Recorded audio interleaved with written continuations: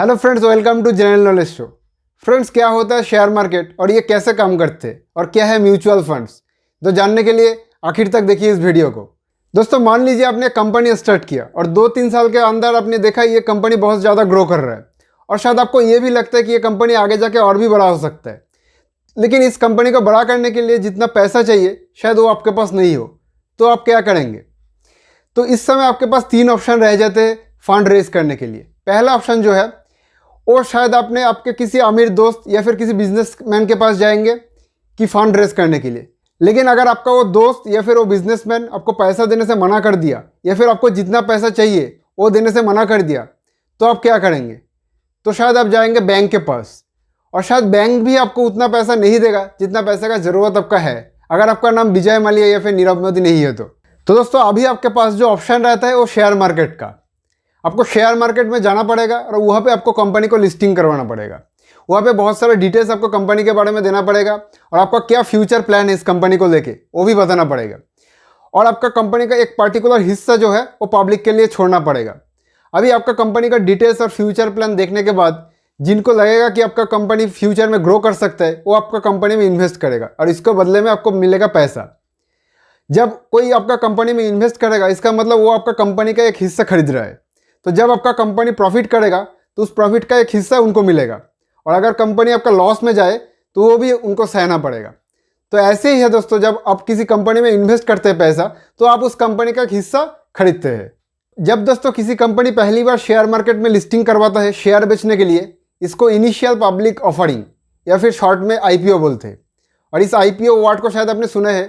कुछ दिन पहले फूड डिलीवरी कंपनी जो है जोमेटो, वो भी उनका IPO लॉन्च किया था। तो दोस्तों अभी एक आम आदमी के लिए ये प्रेडिक्ट करना मुश्किल हो जाता है कि कौन सा कंपनी आगे जाके अच्छा परफॉर्म करेगा या फिर कौन सा कंपनी नहीं करेगा, क्योंकि मान लीजिए आप किसी कंपनी में पैसा इन्वेस्ट कर दिया लेकिन आपको ये मालूम नहीं था कि उस कंपनी के खिलाफ कोर्ट में कुछ केस चल रहा था, और आप इन्वेस्ट करने के कुछ दिन बाद कोर्ट ये फैसला देता है कि उस कंपनी का कुछ पर्टिकुलर प्लान्स को बंद करना है या फिर उस कंपनी को एक हेवी फाइन देना है।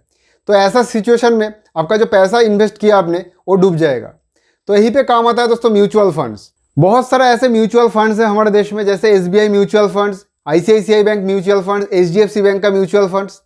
दोस्तों म्यूचुअल फंड्स में मेनली क्या होता है, अगर आप पैसा इन्वेस्ट करना चाहे शेयर मार्केट में लेकिन आपको शायद उतना नॉलेज नहीं है शेयर मार्केट के बारे में, तो म्यूचुअल फंड्स में अगर आप पैसा लेके जाएंगे तो वहाँ पर जो एक्सपर्ट है उन लोग डिसाइड करेगा कि कौन सा कंपनी में पैसा इन्वेस्ट करना है, क्योंकि उनको डिटेल्स रहता है कौन सा कंपनी में इन्वेस्ट करना अच्छा रहेगा, कौन सा कंपनी में इन्वेस्ट करना नहीं अच्छा रहेगा। तो मेनली म्यूचुअल फंड में क्या होता है दोस्तों, आपका जो टोटल पैसा है इसको बहुत सारे अलग अलग हिस्सों में बांट दिया जाता है। मान लीजिए आपका टोटल अमाउंट का कुछ हिस्सा IT सेक्टर में इन्वेस्ट कर दिया, कुछ हिस्सा जो है ऑटोमोबाइल सेक्टर में इन्वेस्ट कर दिया, कुछ हिस्सा रियल एस्टेट में इन्वेस्ट कर दिया। और दोस्तों ऐसा होने का चांसेस बहुत ही कम है कि हर एक सेक्टर एक साथ डाउन हो जाए। तो यहाँ पे अगर 1 या 2 सेक्टर डाउन भी होगा तो बाकी 1-2 सेक्टर हमेशा अप रहेगा, तो आपका ओवरऑल जो अमाउंट है वो हमेशा प्रॉफिट में रहेगा। लेकिन दोस्तों म्यूचुअल फंड्स का जो प्रॉफिट है वो डायरेक्ट इन्वेस्टमेंट से कम रहता है और रिस्क भी रिलेटिवली थोड़ा कम ही रहता है। लेकिन दोस्तों ऐसा भी नहीं है कि म्यूचुअल फंड्स में कुछ रिस्क नहीं है। म्यूचुअल फंड्स का अगर आप रिटर्न देखें एनुअल एवरेज, तो ये नॉर्मली 5 से लेकर 20% रिटर्न के बीच रहता है। दोस्तों पहले जब भी म्यूचुअल फंड्स का ऐड टीवी में आता था और जिसका लास्ट लाइन हम किसी को समझ में नहीं आता था, वो ये रहता था कि mutual funds are subject to market risk, read all the scheme related document carefully. तो इसका मतलब दोस्तों ये है कि म्यूचुअल फंड्स में भी रिस्क है, लेकिन डेफिनेटली डायरेक्ट किसी कंपनी में इन्वेस्ट करने में जितना रिस्क रहता है उससे बहुत कम।